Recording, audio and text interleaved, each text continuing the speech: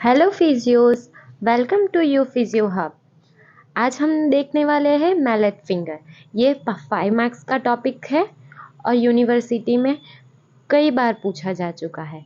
तो आज हम देखेंगे 5 मार्क्स का मैलेट फिंगर। ठीक है, start with content box. Content box मतलब हम इस क्वेश्चन में क्या क्या लिखने वाले हैं। First, definition, clinical features and management. Management में कौन सा मैनेजमेंट लिखने वाले हैं वो भी यहीं पे लिख देना है। मेडिकल मैनेजमेंट, और इसको ही बोलते हैं कंजर्वेटिव मैनेजमेंट, सर्जिकल मैनेजमेंट और फिजियोथेरेपी मैनेजमेंट। ठीक है, तो चलो देखते हैं मैलेट फिंगर का definition. Definition, the tendon of the extensor digitorum communis. Tendon of the extensor digitorum communis मतलब ये जो हमारा एक्सटेंसर डिजिटोरम का टेंडन है ये। ठीक है, और उसको क्या होता है, extensor digitorum communis some time get avulse from its insertion to the base of the distal phalanx. मतलब क्या होता है, एवल्स मतलब कि निकल जाना, यहाँ से ये निकल जाता है मतलब टूट जाता है। मैं ये नीचे वाली फिगर में दिखा रहे हैं ना, ऐसे यहाँ से निकल जाता है, टूट जाता है, तो फिंगर ऐसे हो जाती है। इसको बोलते हैं मैलेट फिंगर। ठीक है, और आगे, द टेंडन में be avulse along with small pieces of bone from distal phalanx. मतलब कि बोन का जो डिस्टल फैलेंक्स है ना, उसमें से भी थोड़ा सा बोन का पीस भी निकल जाता है। एवल्स मतलब थोड़ा सा बोन का पार्ट भी निकल जाता है, उसको भी बोलते हैं mallet finger. Mode of injury मतलब कैसे ये इंजरी होती है, तो sudden force flexion of the distal phalanx. मतलब जो वॉलीबॉल फुट प्लेयर्स होते हैं उनको कैसा ऐसे खेलना होता है, तो एकदम से यहाँ पे फुटबॉल लगने की वजह से सडन फ्लेक्शन हो जाता है डिस्टल फैलेंक्स का, इसकी वजह से मैलेट फिंगर हो सकता है। This is a one of the cause. ठीक है, अब देखेंगे क्लिनिकल फीचर्स। तो रीसेंट क्लिनिकल फीचर्स में हमें क्या क्या सिम्टम्स देखने को मिलेंगे, तो पेन होगा, स्वेलिंग होगा डिस्टल फैलेंक्स पे। ठीक है, unable to actively extend the finger at DIP joint. मतलब वो अपनी फिंगर ऐसे मूव ही नहीं कर सकता, ऐसे मूव ही नहीं कर पाएगा, ऐसे का ऐसे ही रखेगा। ठीक है, अब हम देखेंगे मैनेजमेंट। ओके, मैनेजमेंट में हम देखेंगे मेडिकल एंड कंजर्वेटिव मैनेजमेंट। ठीक है, उसमें हम करेंगे immobilisation. Immobilisation is a very important in initial stage of mallet finger. ठीक है, इमोबिलाइजेशन ऑफ अफेक्टेड फिंगर तो कैसे करना है, हम पीओपी कास्ट दे सकते हैं या पीवीसी का स्प्लिंट दे सकते हैं। तो पीओपी कास्ट हमें कितनी देर तक देना है, maintain 3 to 4 weeks. 3 to 4 weeks मतलब 1 मंथ तक हमें पीओपी कास्ट में इस फिंगर को जो रखना है। और पीवीसी स्प्लिंट देंगे तो उसकी जॉइंट पोजीशन क्या होगी, PIP joint in 6 degree flexion and DIP joint in hyper extension.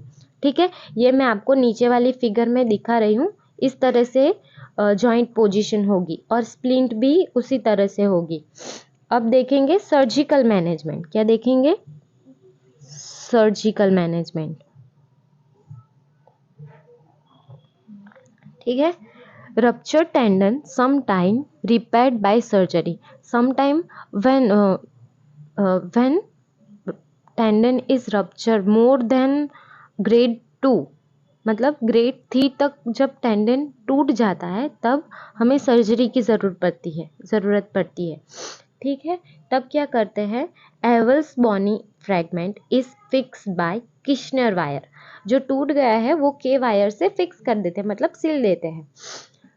Post operative finger उसके बाद पोस्ट ऑपरेटिव फिंगर फिर से हमें इमोबिलाइज करना है पीओपी कास्ट में और स्प्लिंट से। कास्ट और स्प्लिंट दोनों दे सकते हैं। ठीक है, अब देखेंगे physiotherapy management for mallet finger. हमारा एम क्या होगा, aims of physiotherapy management to reduce pain, swelling, oedema और inflammation.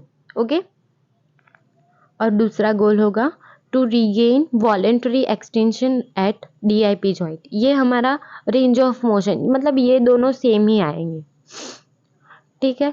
To reduce, to increase और improve range of motion, okay.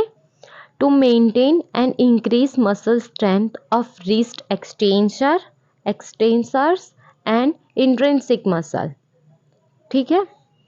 अब देखेंगे टू रिड्यूस पेन में हम क्या क्या करेंगे। तो इलेक्ट्रिकल मोडालिटीज़, हम कौन सी इलेक्ट्रिकल मोडालिटीज़ दे सकते हैं। तो हम पहला देंगे paraffin wax bath.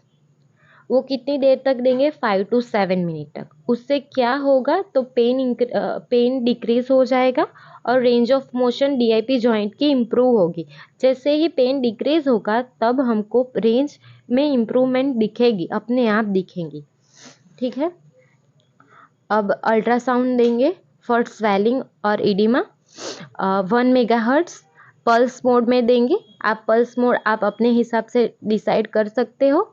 5 to 6 minute देना है, अफेक्टेड DIP जॉइंट पे देना है और इंटेंसिटी 0.8 रखनी है वॉल्ट पर centimetre square around the swelling area, ठीक है। ये दोनों एरिया पे दे सकते हैं। और लेज़र देना है, लो लेवल लेज़र देना है और डोसेज होगा ये, ओके। अब मैनुअल थेरापी में क्या दे सकते हैं, तो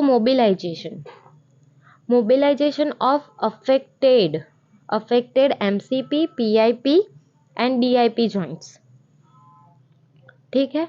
ग्रेड 1 and 2, ग्रेड 1 और 2 वैसे भी पेन रिलीफ के लिए ही होता है, तो हम ग्रेड 1 और 2 दे सकते हैं। फिर क्या दे सकते हैं, तो आइस एप्लीकेशन, ये फर्स्ट हुआ, ये second. Ice application home advice में भी कहना है कि आइस अप्लाई करो आप दिन में ट्वाइस डे, ठीक है। 10 to 15 मिनट्स तक रखना है वहाँ पे, उससे क्या होगा, पेन और स्वेलिंग रिड्यूस होंगे। अब क्या देखेंगे, टू इम्प्रूव और इंक्रीज रेंज ऑफ मोशन, तो उसके लिए हमें देनी है स्प्लिंट टेक्निक और फिंगर ऑर्थोसिस देंगे। नीचे फिगर में जो बताया है वो वाला ऑर्थोसिस हम मैलेट फिंगर के पेशेंट को दे सकते हैं। एक्टिव और active assisted exercise of wrist joint की करवाएंगे। If active assisted movement is not possible, then we do passive exercise, okay. Passive exercise of PIP joint and DIP joint of affected hand, okay. To maintain and increase muscle strength, resisted exercise करवाएंगे हम इसमें। पहले wrist joint की करवाएंगे, फिर MCP joint की, फिर PIP और DIP जॉइंट की। हम ये थेराबैंड से भी करवा सकते हैं, मैन्युअली भी करवा सकते हैं, रबर बैंड की हेल्प से भी करवा सकते हैं, ऐसे, ठीक है। और फिर हाँ, with the use of TheraBand, soft ball, वो स्माइली बॉल भी दबाने को दे सकते हैं, और फिर ग्रीपर भी दे सकते हैं। इंट्रिंसिक मसल एक्सरसाइज भी करवा सकते हैं, मतलब करवानी ही है, ठीक है। और सबसे important, strengthening of extensor digitorum communis. Extensor digitorum communis की स्ट्रेंथनिंग करनी है जब उसकी रेंज आ जाए तब। और लम्ब्राइकल मसल को भी स्ट्रेंथन करना है। और होम एडवाइस में क्या कहना है, वो पहले जो लिखा था, आइस एप्लीकेशन के बारे में बताना है। और दूसरा, active use of hand with splint. जब हमको कोई भी एक्टिविटी करनी हो तो हम हैंड का यूज़ कर सकते हैं, लेकिन स्प्लिंट के साथ, जो स्प्लिंट होती है ना उसके साथ। और light hand activity without splint, जैसे ब्रशिंग करना हो, जो लाइट एक्टिविटीज़ है ना उसको हमें करना है स्प्लिंट के बिना, ठीक है। और ये सारा कंटेंट मैंने लिया है, reference is Jayant Joshi, orthopaedics and applied physiotherapy, 3rd edition में से मैंने लिया है। तो आप बुक्स में से देखना चाहते हो तो वहाँ से भी देख सकते हो, और ये मैंने पूरा जयंत जोशी में से लिया है। Thank you for watching.